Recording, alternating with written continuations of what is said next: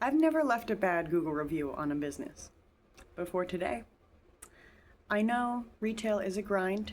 I'm big on benefit of the doubt, but I've been pushed to my limits. I realize something. If we want to save our communities, we have to stop giving a pass to business owners who have forgotten that their job is to serve. I went out this week for something simple. Pipe cleaners, the little cotton-covered wire bits that absorb moisture from a wooden tobacco pipe. And before you say it, no, those ones at the craft store don't work like that at all. I actually tried that. At the local smoke shop, they were out, again. When I pointed out that they were the only place in town that stocks them, the clerk just looked at me with kind of a smirk. She said, "That's the problem. Everyone's depending on us." Seeing a demand for your product as a problem, that's one way to look at it, I guess. Well, no worries. I remembered a local liquor store that I hadn't checked yet.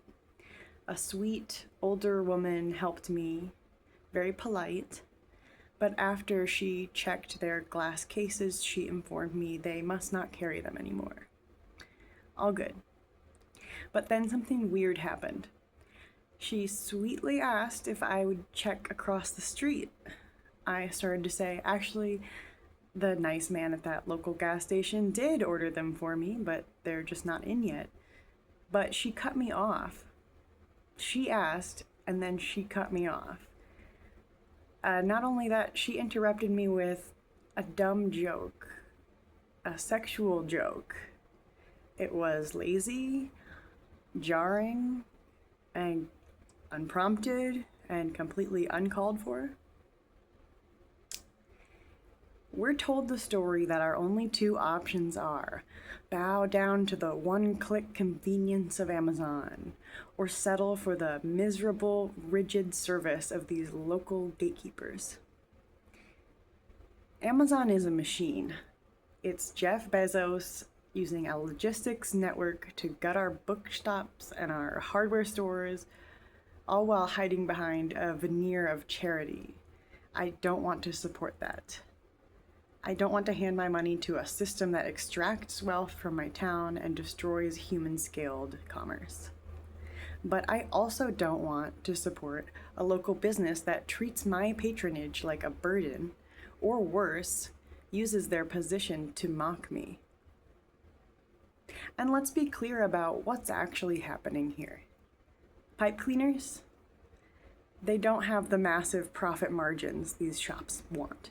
They'd much rather push high-volume, addictive nicotine vapes manufactured overseas.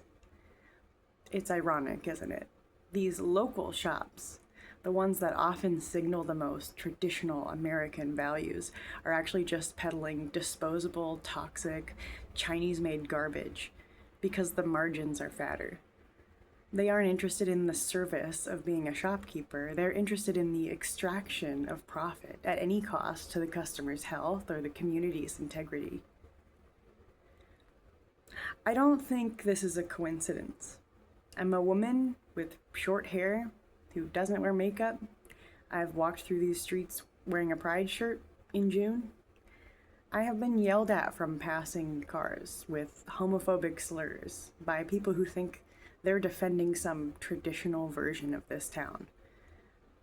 These interactions at the local shops feel like a softer, more bureaucratic version of this same hostility, because I don't fit their narrow, rigid, and frankly dying version of what a neighbor should look like. They default to disrespect. But then there's that local gas station I mentioned, the spot with the nice man. I was trying to hype him up to that old lady. The local gas station's an immigrant-owned spot. It's one of the only places in my small town I feel like a human. When I was there, when I asked him for pipe cleaners, there was a language barrier. At first, he showed me the liquid water pipe cleaner, the kind in the plastic bottles. But when I clarified about the cotton and wire, He just listened. He offered to order them for me. Another time I was there, he noticed I was carrying incense in my hand as I walked in the door, and it was a brand he didn't sell.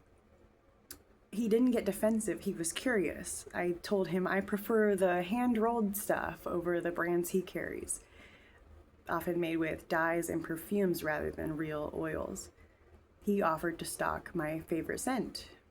He saw a need and offered his labor to fill it.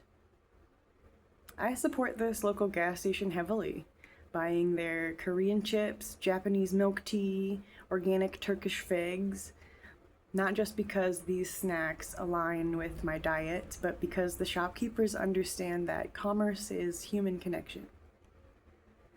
We're told the choice is between Amazon's soul-crushing logistics or these local gatekeepers who treat us like dirt.